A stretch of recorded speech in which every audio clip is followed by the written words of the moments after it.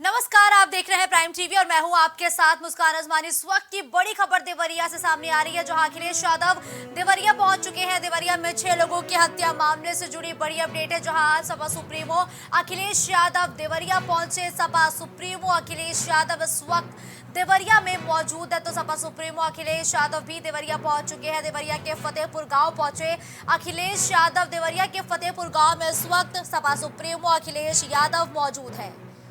देवरिया में मृतकों के परिवार से मुलाकात करेंगे, तो देवरिया में मृतकों के परिवार से मुलाकात करेंगे। 2 अक्टूबर को जमीन के विवाद में 6 लोगों को एक ही परिवार के मौत के घाट उतार दिया गया था। फतेहपुर गांव में ही 6 लोगों की हत्या की गई थी और जमीनी विवाद को लेकर देवरिया में 6 लोगों का नरसंहार किया गया था। वही इस मामले पर सियासत आई है, तो इसी सियासत के बीच अखिलेश यादव भी देवरिया पहुंच चुके हैं। देवरिया हत्याकांड के पीड़ितों से आज अखिलेश यादव मुलाकात करेंगे। सपा चीफ के आने से पहले फतेहपुर तक की सड़कों पर चप्पे चप्पे पर पुलिस बल की तैनाती की गई और अखिलेश यादव अब फतेहपुर गांव पहुंच चुके हैं। रवि रावत देवरिया से इस वक्त हमारे साथ जुड़ चुके हैं। देखिए रवि, अखिलेश यादव देवरिया पहुंच चुके हैं, चप्पे चप्पे पर पुलिस बल की तैनाती है, क्या कुछ तस्वीरें देख पा रहे हैं आप रवि?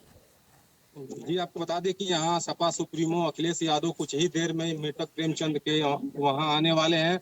आप देख सकते हैं तस्वीरों में कि यहाँ पुलिस प्रशासन चप्पे चप्पे पे मुस्तैद है और यहाँ किसी प्रकार की कोई अप्रिय घटना ना हो, इसके लिए यहाँ प्रशासन लगाई गई है। आपको मैं कैमरे में दिखाना चाहूंगा कि यहाँ प्रशासन के उच्च अधिकारी सहित कई आला अधिकारी भी मौके पे पहुंच गए हैं और जायजा ले रहे हैं। और लगातार मैं ग्राउंड जीरो से दिखाने की कोशिश कर रहा हूँ। यही मृतक प्रेमचंद का मकान है जो आप तस्वीरों में देख सकती हैं।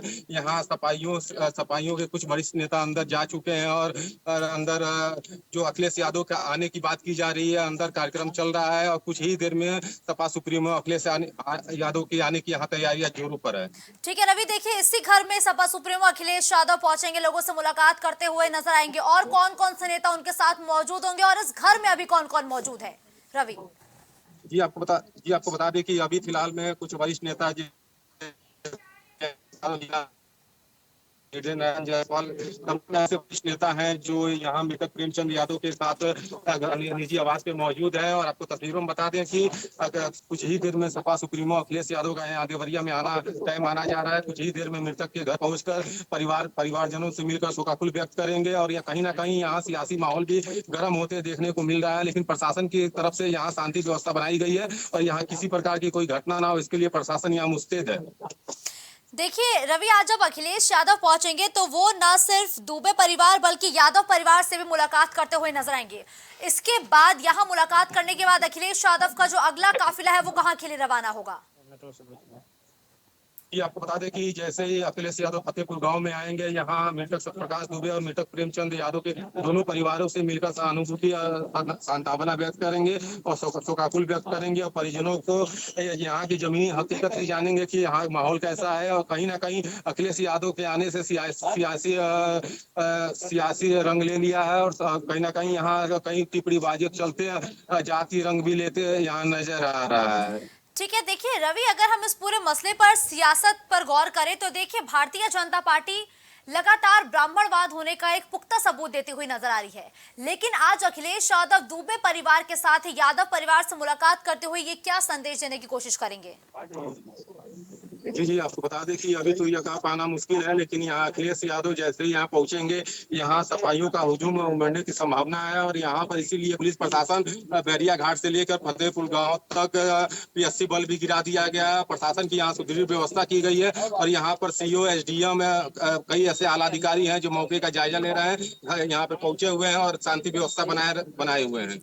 रवि, देखिए इस पूरे मसले को तकरीबन 14 दिन का समय बीत चुका है, लेकिन इस मामले पर सियासत जारी है। अभी अगर हम उस गांव की बात करें फतेहपुर, तो उस गांव की स्थिति कैसी बनी हुई है?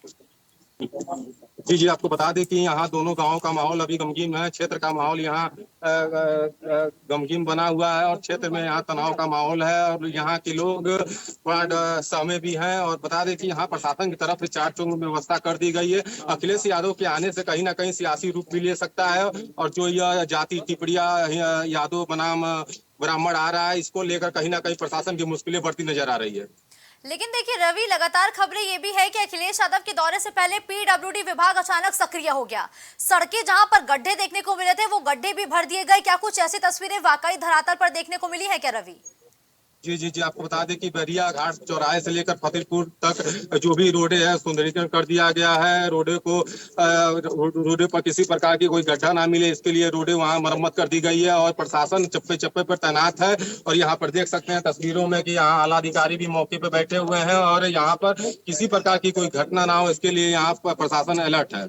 ठीक है रवि, एक बार फिर से वो तस्वीरें दिखाइए जहां इस वक्त अब से थोड़ी ही देर में अखिलेश यादव पहुंचेंगे, और अब कितना समय शेष रह गया है अखिलेश यादव के पहुंचने में रवि?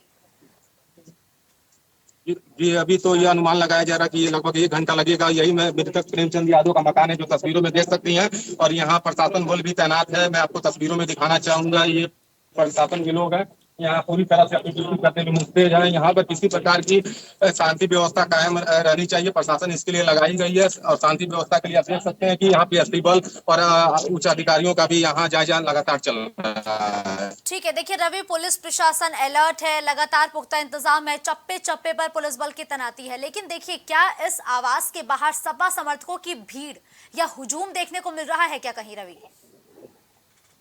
जी जी, आपको बता दें कि कहीं ना कहीं सपाइयों का हुजूम थोड़ा बहुत देखने को मिल रहा है, लेकिन गौरी बाजार बैतालपुर ऐसे कई जगह है जहां सपाइयों का हुजूम उमड़ा हुआ है। लेकिन यहाँ जो यह क्षेत्र है फतेहपुर इलाका है, यहाँ अभी सपाइयों का हुजूम नहीं उमड़ा हुआ है। प्रशासन यहाँ एक सूची तैयार की है, उस सूची के अनुसार सभी को यहाँ आने की अनुमति मिल रहा है। यहाँ कोई बाहरी आदमी को नहीं आने दिया जा रहा है। ठीक है, धन्यवाद रवि, लगातार आप इस खबर पर बने रहिएगा। फिलहाल रुक करते हैं अगली खबरों की ओर। तो देखिए, लगातार अखिलेश के दौरे को लेकर अब सियासी पारा हाई हो चुका है। देवरिया दौरे पर अखिलेश यादव पहुंच रहे हैं, और देखिए, देवरिया सामूहिक हत्याकांड को लेकर अखिलेश यादव दोनों ही परिवारों से मुलाकात करते हुए नजर आएंगे, चाहे वो यादव परिवार हो और चाहे वो दुबे परिवार हो। और अब इस दौरे को लेकर प्रशासन सक्रिय हो चुका है। 14 दिन बाद भी सियासत हाई है।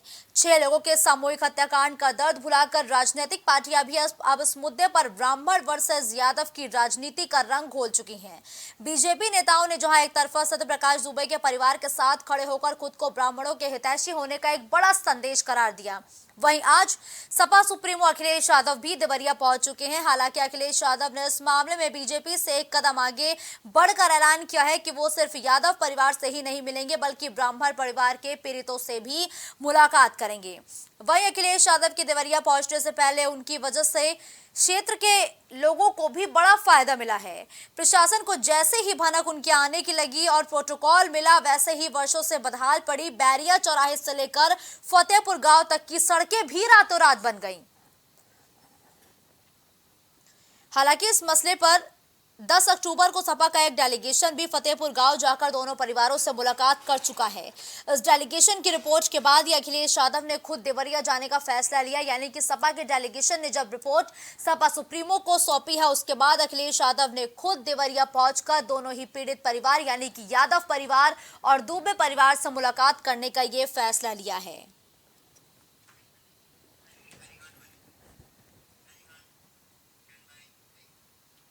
तो एक और बड़ी खबर इस वक्त निठारी कांड से जुड़ी आप तक बता दे रहा। नोएडा निठारी कांड मामले से जुड़ी इस वक्त की बड़ी और अहम खबर है। निठारी कांड मामले से जुड़ी इस वक्त की बड़ी खबर है। सुरेंद्र कोहली और मनिंदर सिंह पंडेर को हाईकोर्ट से बड़ी राहत मिली है। तो हाईकोर्ट से बड़ी राहत मिली है। कोर्ट ने फांसी की सजा पर रोक लगाई है। हाईकोर्ट ने फांसी की सजा पर रोक लगाई है। तो ये बड़ी खबर है निठारी कांड मामले से जुड़ी। तो 19 लड़कियों को मारकर खाने के दोषियों को अब फांसी नहीं मिलेगी, ये हाईकोर्ट से बड़ी राहत है। निठारी कांड में कोहली पंथेर को 15 केस में मिली थी सजा। इलाहाबाद हाईकोर्ट ने ये फैसला पलट दिया है, जहां फांसी की सजा पर अब रोक लगा दी गई है। नोएडा के निठारी कांड में सुरेंद्र कोहली और मोनिंदर सिंह पंथेर की अपील इलाहाबाद हाईकोर्ट ने मंजूर कर ली है। गाजियाबाद की सीबीआई कोर्ट ने उन्हें फांसी की सजा सुनाई थी, जिस पर हाईकोर्ट ने रोक लगा दी है। जस्टिस अश्विन कुमार और जस्टिस SH रिजवी की बेंच ने यह फैसला सुनाया है। लंबी चली बहस के बाद अपीलों पर फैसला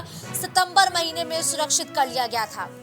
सागर का रुख करते हैं जो इस खबर पर फोन लाइन पर इस वक्त हमारे साथ जुड़ चुके हैं। सागर, देखिए, 19 लड़कियों को मारकर खाने के दोषियों को अब फांसी की सजा नहीं दी जाएगी। इलाहाबाद हाईकोर्ट ने यह फैसला सुनाया है। सागर जी बिल्कुल, ये बहुत ही भयावह एक हादसा था, क्योंकि 2005 से 6 के दरमियान जो है नोएडा के करीब सेक्टर डी एक इलाका है, वहां पर तमाम जो लड़कियां हैं वहां पर गायब हो रही थी। इसमें पुलिस ने एक लड़की की जो परिजन है उसकी शिकायत पर मामला दर्ज किया। उसके बाद जो है अपहरण की शिकायत में मामला दर्ज किया उसके बाद से मोनिंदर के पास उस लड़की का मोबाइल मिला, वहां से इस जांच को आगे बढ़ाया गया। जांच के बाद मोनिंदर के पास मोबाइल मिला, मोनिंदर से पूछताछ की गई तो पूछताछ में कई ऐसे अहम खुलासे हुए जिसमें उसके घर के बगल में एक नाला था, वहां पर तकरीबन 19 कंकाल मिले। कि इससे पहले ऐसी घटना कभी नहीं हो। इलाहाबाद हाईकोर्ट ने नोएडा के चर्चित निठारी कांड में दोषी सुरेंद्र कोहली को 12 मामलों में और मनिंदर सिंह पंडेर की 2 मामलों में फांसी की सजा रद्द कर दी है और कोर्ट ने इन केसों में सुरेंद्र कोहली और मनिंदर सिंह दोनों को निर्दोष करार दिया। दरअसल निठारी कांड में सीबीआई ने लेकिन सागर देखिए कि बड़ा अपराध था, आखिर क्या कुछ दलीलें पेश की गई जो इनकी सजा है उसको रद्द कर दिया गया? जो बिल्कुल जाहिर सी बात है, मुस्कान की बहुत बड़ा ही मामला था। देश में एक भयावह स्थिति बन गई थी क्योंकि इस तरह से मामले कभी नहीं हुए, क्योंकि एक 19 लोगों का गायब होना, उसके बाद उसके घर के बगल में एक कंकाल मिलना और जांच पड़ताल में कई ऐसे अहम खुलासे हुए जिसमें मोनिंदर ने और सुरेंद्र ने अपनी गुनाह कबूल भी किया था। लेकिन उसके बाद से लगातार एक न्याय का खेल चला था। इसमें कभी मोनिंदर बरी हो जाता था, कभी सुरेंद्र बरी हो जाता था।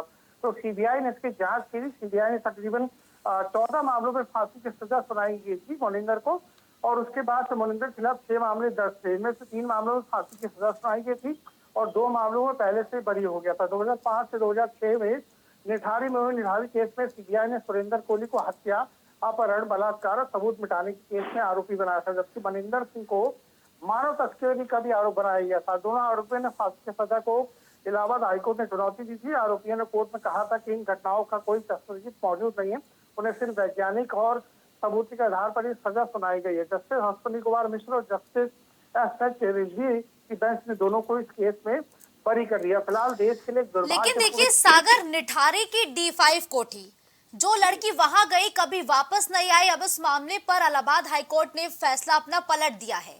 क्या इस मामले पर पीड़ित के परिजनों को ये लग रहा है कि ये फैसला न्याय संगत है?